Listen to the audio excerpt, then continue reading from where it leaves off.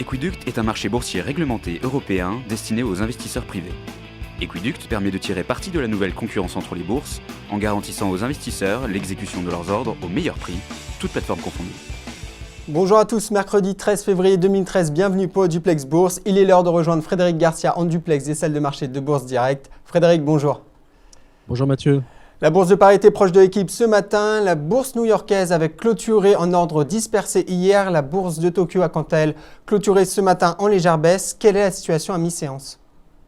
Pour l'instant, rien d'inquiétant puisqu'on est en léger repli de 0,2% autour des 3681. Voilà donc un marché qui digère une salve de résultats trimestriels et annuels ici à Paris. Oui. Ce qu'on peut constater, c'est que sur le Dow Jones, on a surperformé puisqu'on a gagné de l'ordre de 0,3%. On s'est installé au-dessus des 14 000 et on n'est plus ni moins qu'à une cinquantaine de points du plus haut historique qui avait été inscrit en novembre 2007, soit 14 070. Voilà, donc au niveau d'échange, la Bank of Japan a calmé un petit peu le jeu, puisqu'il partait du principe que la dévaluation du yen était trop importante, autour de 94 yens contre dollar. Oui. Voilà, donc on est revenu autour des 93. Le marché du japonais, le Nikkei, a légèrement consolidé, mais rien d'inquiétant non plus. Voilà, et puis pour revenir sur la clôture d'hier de Wall Street, un Nasdaq qui a été plombé par la baisse d'Apple assez conséquente, puisqu'on sait qu'il y a des actionnaires qui réclament un petit peu plus de dividendes de ce côté-là. Voilà, donc pas d'inquiétude, consolidation saine. Et Frédéric, quels sont les supports et les résistances à surveiller aujourd'hui ? On est actuellement en train de travailler un support à court terme qui se situe à 3680. J'irais même une zone assez large, 3660, 3680. Tant qu'on reste au-dessus, on conserve nos chances de reprise. Et il faudrait repasser 3715 pour repartir nettement à la hausse et aller chercher 3730 et surtout 3780. Voilà, donc 3680, on va dire que c'est le point d'inflexion pour la séance. Du côté des valeurs maintenant, il n'y a pas une semaine sans qu'on parle de PSA Peugeot qui a annoncé 5 milliards d'euros de pertes en 2012. Ce montant inclut la dépréciation d'actifs de 4,7 milliards d'euros. Toujours est-il que le titre est en hausse ce matin, que des plans de licenciement vont continuer jusqu'en 2014 et que finalement une alliance serait possible avec General Motors. Donc est-ce que vous êtes confiant déjà sur cette alliance et que pouvez-vous nous dire de plus sur ce titre ? Oui, alors c'est une valeur qui défraie l'actualité et la chronique puisque quasiment tous les jours on a de l'information. Oui. Aujourd'hui elle est en hausse de 3%, donc malgré une perte colossale abyssale qui a été donc simplement confirmée. La perte a été confirmée puisqu'elle avait déjà été anticipée puis pré-communiquée il y a de cela quelques séances. C'est une perte historique. Perte historique. Mais bon, je pense que comme on dit souvent, on a chargé la barque. Oui. On a chargé la barque de manière à faire un petit peu nettoyer le bilan et de repartir sur des bases un petit peu plus saines.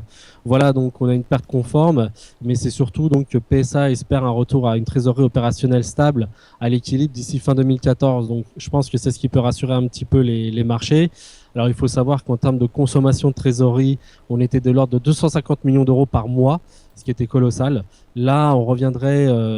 L'objectif, c'est de réduire cette perte de moitié. Voilà, donc ça aussi, c'est aussi une nouvelle un petit peu plus rassurante. Et pour revenir donc au sur l'alliance avec General Motors. Voilà, donc c'est une alliance qui avait été signée donc le 29 juillet 2012. Oui. Donc on s'approche d'une année déjà de la première bougie. Alors depuis, ça a donné quoi ? Ça a donné déjà la création de 3 véhicules en commun, oui. Une plateforme de construction, de fabrication d'automobiles, et puis une co-entreprise donc dans les achats. Voilà, donc ça démarre, on va dire, en douceur. Néanmoins, c'est en train de se mettre en place.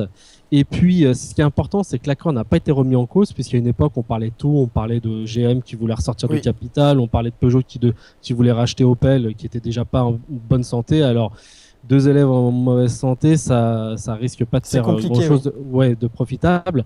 Voilà, et c'est surtout donc en termes de synergie, on vise donc une économie de 600 millions d'euros en ce qui concerne les investissements et les recherches et développement. Donc 600 millions d'euros, c'est pas neutre comme montant. Voilà, donc Peugeot à l'internalisation à tout va. Ils vendent, ça commence à vendre en Chine, ça vend au Brésil. La 208 se porte très très bien. Voilà, donc quand même un news flow un petit peu plus rassurant. Le passé, c'est le passé. On regarde maintenant, on paye un petit peu le futur, plus 3% de hausse sur la valeur. Et ce qui est important aussi, c'est le renouvellement de gamme qui est assez conséquent. 6 nouveaux modèles en 2012. Et cette année, donc, on anticipe de l'ordre de 4 nouveaux modèles, ce qui n'est pas négligeable. Voilà, donc on tire un trait sur le passé et on essaie de reprendre confiance pour le futur. Donc c'est un titre à suivre en 2013. Concernant les valeurs bancaires, elles ne sont pas à la fête ce matin. La Société Générale a publié ses résultats avec une perte de 476 millions d'euros au quatrième trimestre. Quel est votre diagnostic sur le secteur bancaire ? Alors ouais, Société Générale, donc l'une des plus fortes baisses ce matin sur le CAC 40, de l'ordre de 3,5%. Elle entraîne le secteur bancaire dans son sillage. Pourquoi ? Parce que le bénéfice net annuel est simplement de 774 millions d'euros, donc après des dépréciations de 2,5 milliards. Oui. Ça représente quand même, si on se met en un an glissant, ça représente quand même un recul de 67,5%, c'est pas neutre. Un dividende de 0,45 euros, payable en titres. Alors quand c'est payable en titre, enfin dividende optionnel, ça peut, c'est création de papier supplémentaire, création de titres, donc ça s'apparente, ça s'assimile un petit peu à une augmentation de capital. Donc c'est jamais bien accueilli par les investisseurs. Et puis ce qui est aussi très important, c'est que la perte au quatrième trimestre est nettement supérieure aux attentes.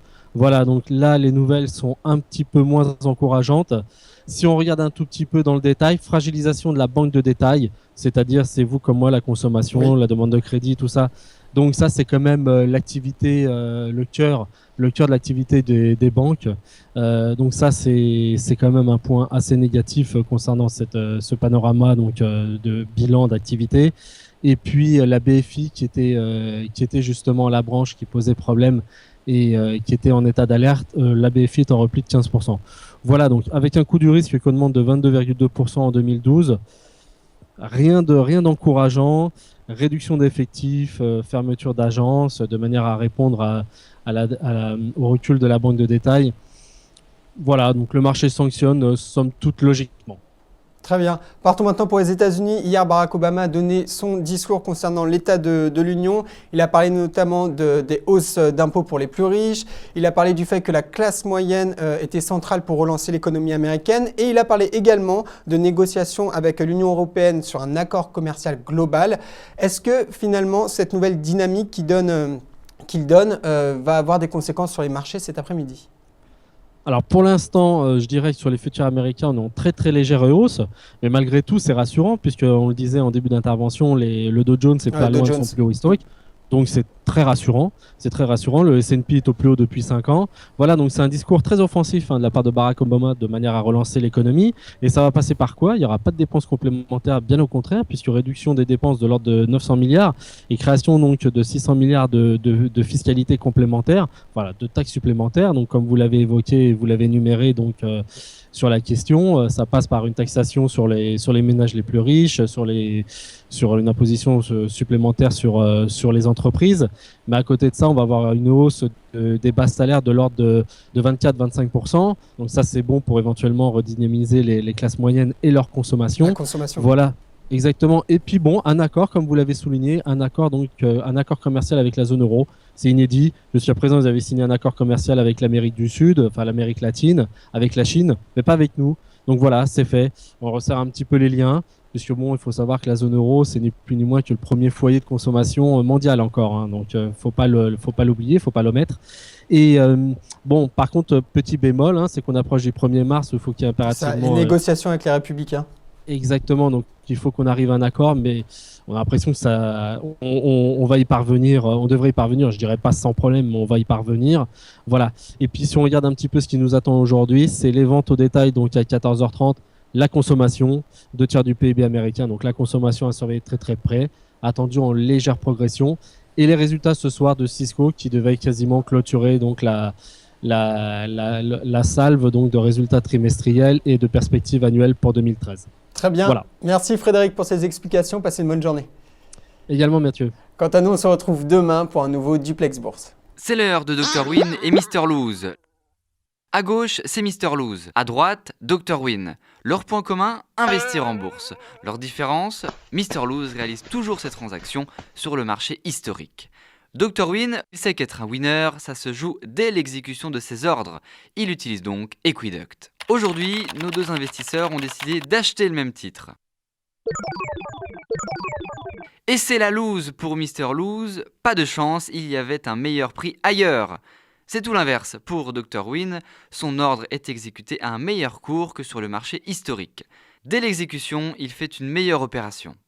Vous l'aurez compris, optimiser ses gains en bourse, ça commence dès l'exécution. Equiduct, la bourse des particuliers pour une meilleure exécution.